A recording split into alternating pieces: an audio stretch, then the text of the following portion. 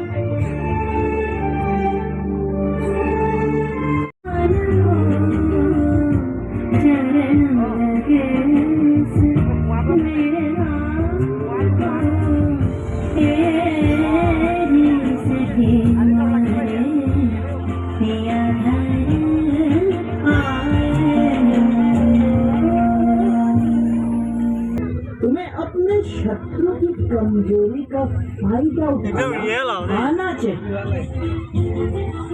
मामा शकुनी, आप किस कमजोरी की बात कर रहे हैं? युधिष्ठिर को जुआ खेलने की पूरी आदत है। क्या तुम इस बात से वाकिफ नहीं हो? तो उन्हें हम अपने महल में आमंत्रित कर खूब सेवा कर सकते हैं। ये तो एक अद्भुत विचार है। तो चलो युधिष्ठिर को संदेश भेजते हैं कि जब उन्होंने हमें इंद्रप्रस्थ में आमंत्रित किया तो हम खुशी खुशी आए, और अब उन्हें हस्तिनापुर में अपना अतिथि बनाने की बारी है। मैं आज ही दूध बेचकर उन्हें हस्तिनापुर बुलाऊंगा।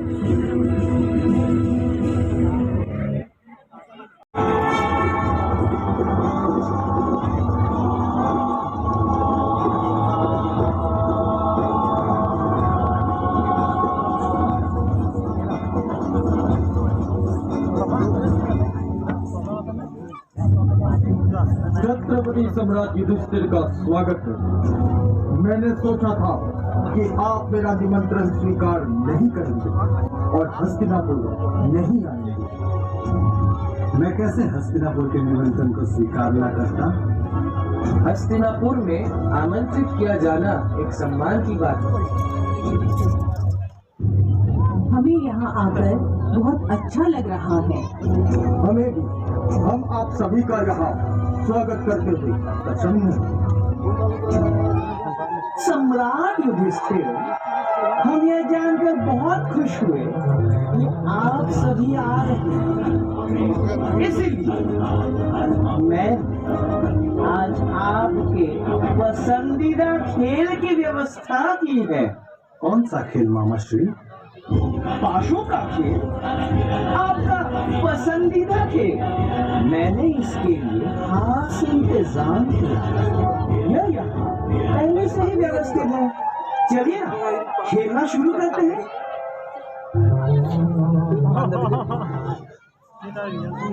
शकुनी के दो पासों के पीछे एक रहस्य था, जो उसके पिता की हड्डियों से बने थे। पाशे जादुई थे और शकुनी की आज्ञा का पालन करते थे। पाशे केवल वही संख्याएं दिखाते थे जो शकुनी चाहते थे।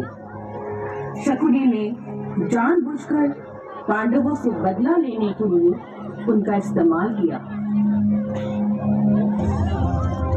यदि सम्राट युधिष्ठिर अनुमति दे तो मामा शकुनी कुछ कहना चाहेंगे। हाँ बिल्कुल। इस दुनिया में पाशों के खेल को बुरा माना जाता है। दरअसल जिन खेलों में स्पष्ट नियम नहीं होते हैं, वे सभी खेल खराब होते हैं। यहाँ तक कि नियमों के बिना जीवन भी दर्द और दुखों से भरा होता है। यही कारण है कि हमें शुरू करने से पहले नियमों को स्पष्ट करने की आवश्यकता है। कोई भी आपत्ति ना हो। अब जैसा पितामह में तय करते हैं। बिल्कुल, पितामह को ही नियम तय करने चाहिए। सम्राट युधिष्ठिर कहते हुए खेद है, पासों का खेल किसी व्यक्ति की क्षमताओं और कड़ी मेहनत को महत्व नहीं देता है। पासों का खेल भाग्य पर निर्भर है, इसलिए मैं पासों के खेल के पक्ष में नहीं हूँ। लेकिन सम्राट युधिष्ठिर, भगवान ने जो कुछ हमारे लिए तय किया वो भाग्य के रूप में ही तो हमारे पास आता है। ये खेल ही अधर्म का खेल है, इसके लिए हम क्या ही नियम बना सकते हैं। पितामह, ऐसा नियम बनाइए कि अधर्म अपनी मर्यादा में रहे। अधर्म से सबसे ज्यादा प्रभावित होने वाले लोग महिलाएं हैं और सबसे ज्यादा अन्याय भी महिलाओं के साथ होता है। इसलिए जब तक ये पासों का खेल चलता रहेगा तब तक कोई भी महिला यहाँ इस सभा में उपस्थित नहीं होगी। ये कैसे संभव है पितामह? ये सारी व्यवस्था इसलिए रानियां मौजूद ना हो तो ठीक है, लेकिन नौकरानियों को यहाँ उपस्थित रहते सभी को भोजन और जलपान परोसने की अनुमति दी जानी चाहिए। मैं इसके लिए अनुरोध करता हूँ। ठीक है, मैं इस बात से सहमत हूँ। दूसरा नियम ये होगा कि एक समय में प्रतिभागियों में से प्रत्येक को दांव के लिए समान मूल्य वाली चीजों को रखना होगा। प्रतिभागियों को समान राशि के आभूषण रखने होंगे। मैं पितामह की बात से सहमत हूँ। और तीसरा नियम ये होगा कि प्रत्येक प्रतिभागी केवल उन्हीं चीजों को दांव पर लगा सकता है जिस पर उनका अधिकार हो। पर पितामह, पूरे राज्य पर सम्राट युधिष्ठिर का अधिकार है। लेकिन दुर्योधन, तुम्हारा एक गांव पर भी अधिकार नहीं है। लेकिन मैं हस्तिनापुर का राजकुमार, इसलिए मेरा उस पर अधिकार हो। जब तुम राजा बनोगे तब तुम्हारे पास अधिकार होंगे, अभी नहीं। तो अभी तुम बस अपने वस्त्र, आभूषण और सोने के सिक्के दांव पर रख सकते हो। इसलिए सम्राट युधिष्ठिर भी केवल उन्हीं चीजों को रख सकते हैं। क्यों खेलते हैं या युद्ध क्यों करते हैं?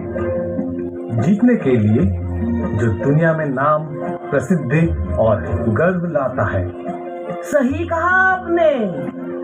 इंसान की असली दौलत उनका गर्व होता है। आप सही कह रहे हैं मामा श्री। व्यक्ति के जीवन में सब कुछ उसका गर्व है।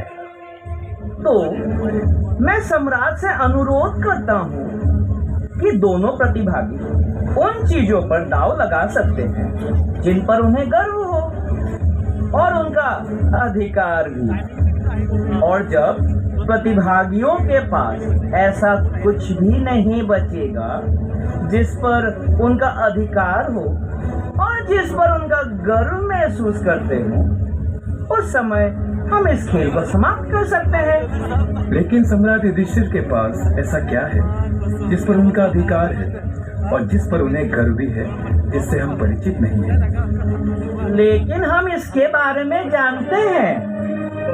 सम्राट युधिष्ठिर के पास पूरा साम्राज्य है, जबकि सम्राट जैसे दुर्योधन ने पासा फेंकने का अधिकार मुझे दिया है। क्या ये सच नहीं है मामा शकुनी कि आपके पासे आपके कहने पर चलते हैं? पासे तो भाग्य तय करते हैं। यदि मेरा भाग्य मेरे वश में होता तो मैं अपने राज्य गांधार के साथ कभी अन्याय नहीं होने देता। क्या आप पहले खेलना चाहेंगे सम्राट युधिष्ठिर? मेरे पास सीमित संपत्ति है, जबकि सम्राट युधिष्ठिर के पास पूरा राज्य है। इसलिए कृपया मुझे पहला मौका दें। मैं सहमत हूँ भ्राता दुर्योधन। आप पहली बार किसी दांव पर लगाना चाहेंगे? मेरे पास 1,00,000 स्वर्ण मुद्राएं, उस पर मेरा अधिकार और अभिमान दोनों है। मेरे पास 50,000 घोड़े, वस्त्र और गहने। मेरे पिता ने मुझे 5 गांव उपहार में दिया है। ये मेरी कुल संपत्ति है। मैं सब कुछ दांव पर लगा देता हूँ। अगर तुम हार गए तो क्या होगा दुर्योधन? अब आखिरी दांव खेलोगे?